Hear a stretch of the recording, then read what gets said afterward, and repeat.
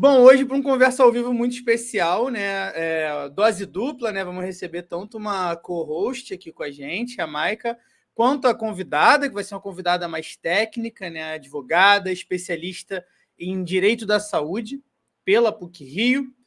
E é isso, quer chamar nossa Vamos co-host? lá, a Maica é uma super ativista na causa de esclerose múltipla, e doenças raras também. Ela, junto com a Carol, idealizaram o Minha Voz Importa, que é um evento super bacana, um coletivo para falar sobre isso. Ela é cientista social, historiadora, e ela está aqui com a gente hoje. Muito bem-vinda, Maica. Olá, boa noite. Boa noite. Boa noite, gente. Obrigada pelo convite. Como a Lilian falou aí, meu nome é Maica, eu sou também carioca, como a Natália, sou historiadora, cientista social e sou uma pessoa que tem esclerose múltipla. E após esse meu diagnóstico, eu me fui assim, entrei no mundo das doenças raras, porque eu era assim, total ignorante, nunca tinha parado para pensar sobre isso. Embora tivesse uma trajetória de ativismo em outras, sou professora, então eu sempre militei nessa área de educação, mas assim, meio que eu nunca tinha sido sensibilizada por essa causa, né? Então, quando você se vê jogada nesse mundo, você acaba tendo que aprender muito sobre ele. Hoje eu sou influenciadora de saúde, tenho o projeto Minha Voz Importa, ideia da Super Carol, que a gente tem como o intuito da visibilidade de doenças raras. E, para resumir, semana passada a pauta nem era essa, na verdade a gente está no mês da luta pelos direitos da pessoa com deficiência, então a pauta era completamente outra. Mas aí, como falou no começo, vai tudo mudando, né? Então a gente foi surpreendida, eu pelo menos fui surpreendida por esse julgamento online. Como assim? Na segunda começou a pipocar notícia daqui, e acabou que ficamos a semana toda falando sobre isso, e foi realmente, se estourou aí uma atmosfera de pânico mesmo, as pessoas começaram a ficar desesperadas. Não que eu não seja motivo para ficar muito preocupada, claro que é, mas se criou aí uma atmosfera de muito medo mesmo. E foi assim, foi muito importante, porque na quinta-feira começamos a falar, a Natália conhecia a Carol e me conhecia através da Carol. Elas, Maica, vamos fazer uma live, vamos explicar. E assim, foi muito bom, porque a partir daquele dia, foi uma coisa assim, de energia mesmo, porque eu acredito nisso. A partir daquele dia, parece que as coisas começaram a se descortinar e a gente começou a ter um outro entendimento de que era possível. Não é bom, claro que não, mas era possível manobrar de uma outra forma. E estou muito feliz. Com certeza. E acho que como representante mesmo dessa comunidade de pessoas não só com esclerose, mas também de doenças raras, que as pessoas estão perguntando muito, e agora, o que a gente vai fazer? A preocupação tá todo mundo muito com essa sementinha do ativismo, que é ótimo, mas todo mundo quer saber para onde eu mando e-mail, Maica, com quem que eu falo? Vamos falar com os políticos e tal. Tá todo mundo muito mobilizado. Eu acho que pode ser importante também estar aqui falando sobre isso, sobre os próximos passos que a gente pode tá dando ou planejando dar, porque eu sei que ainda não tem prazo, né, para uma retomada do julgamento, mas eu acho que a Natália vai poder falar melhor sobre isso, tem algumas questões ainda para colocar. Excelente, muito bom. Deixa só eu dar um contextozinho antes de botar a Natália, Lilian, para o pessoal que não sabe, né?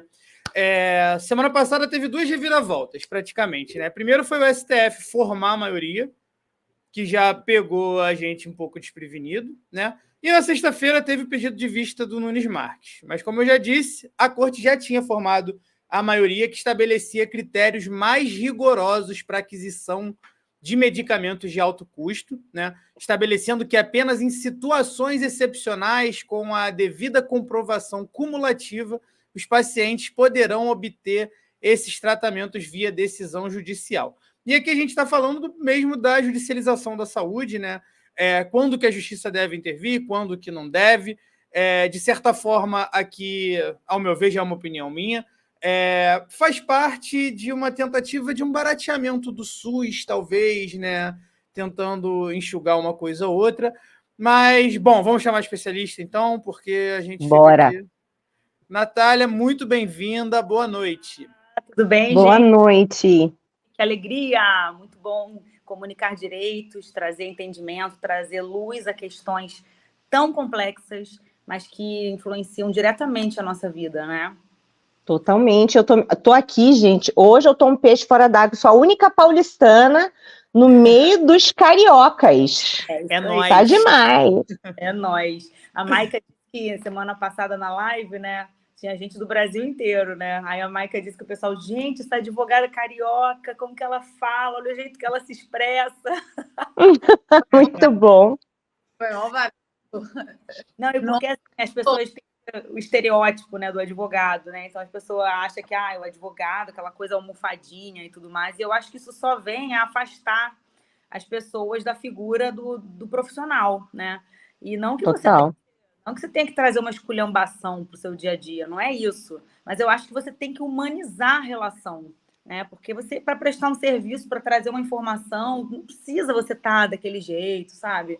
Você tem que trazer ali da forma que a pessoa entende. E o meu propósito... E com a linguagem, né, que a gente consegue entender, porque o juridiquês é difícil pra caramba. É muito difícil. Até esses tempos o Barroso estava falando sobre isso, lá no STF, inclusive, né? Falando sobre essa questão do juridiquês, como isso é complexo, né?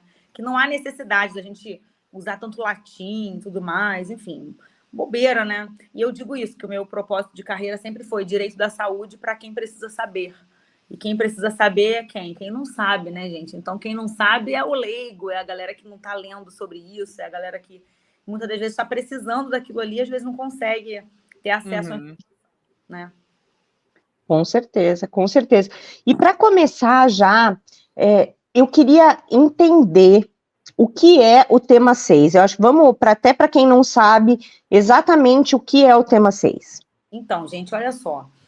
A gente tem aí no nosso judiciário, no nosso direito processual, muitas possibilidades de recurso, né? Que são as revisões das decisões, né? Então, o processo ele inicia lá no seu estado, né? De acordo com o lugar que você mora, muitas das vezes, né? Então, esse processo aí que resultou nesse recurso extraordinário, ele começou em 2007, lá no Rio Grande do Norte.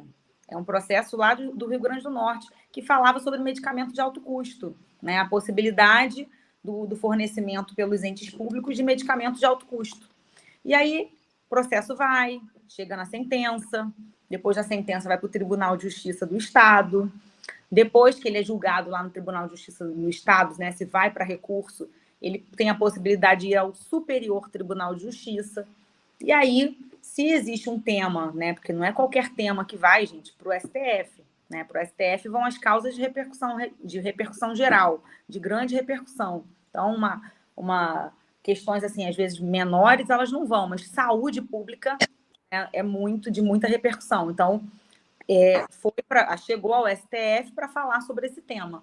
Então, assim, quando os ministros votam, eles firmam uma tese, que aí vira o tema, né? Vamos falar assim de uma forma bem... Que aí isso aí vincula todos os tribunais, vincula o judiciário de uma forma geral, né? Então, assim, tamanha grandiosidade da força, né, da decisão do STF, do Supremo Tribunal Federal, né? Até assim, no STJ, que é o Superior Tribunal de Justiça, que vem antes do STF, eles também julgam temas, né, e assuntos que vinculam os tribunais dos estados. Isso acontece também.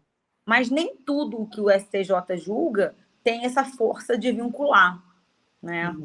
E aí no STF já é diferente. Quando eles têm um entendimento ali, acaba por criar um tema que acaba, sim, por vincular o judiciário de uma forma geral, que são assuntos assim, como igual, essa semana passada também teve um outro julgamento sobre a questão do tribunal do júri, né?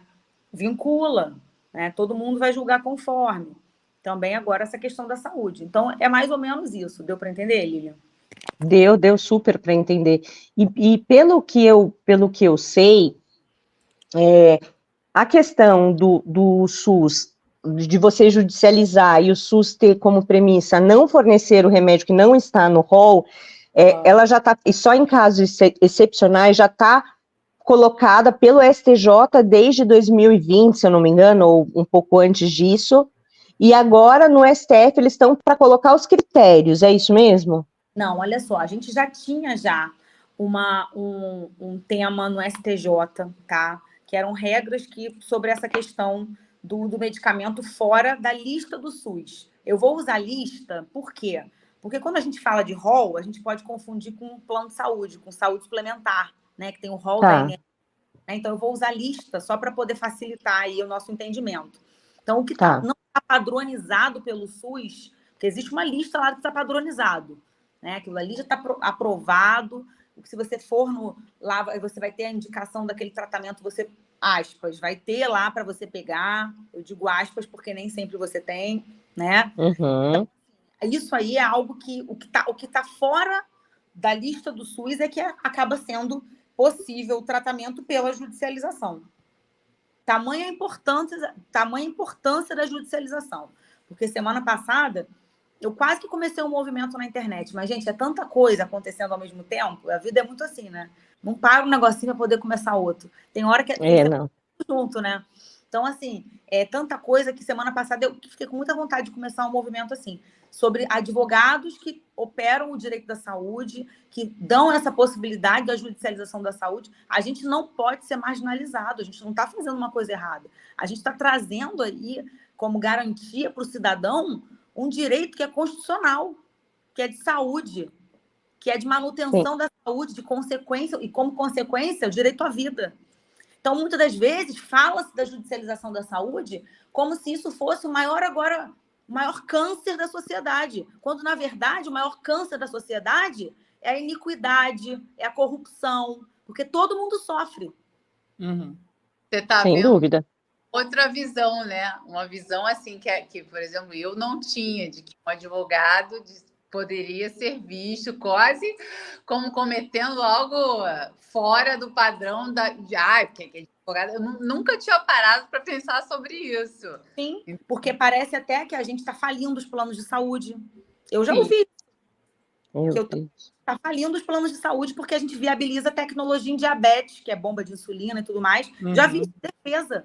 E agora acabou de sair no site da ANS o balanço do último trimestre de patrimônio, né, das operadoras de plano de saúde no Brasil. Desde 2020 eles não entravam em superávit, agora foi positivíssimo. Falou-se em bilhão. Olha que loucura. E é quando a gente está com a maior alta da judicialização da saúde, então esse argumento está sendo quebrado, né? Esse argumento ele é falho. Mesma coisa. Que dinheiro tem para dedéu.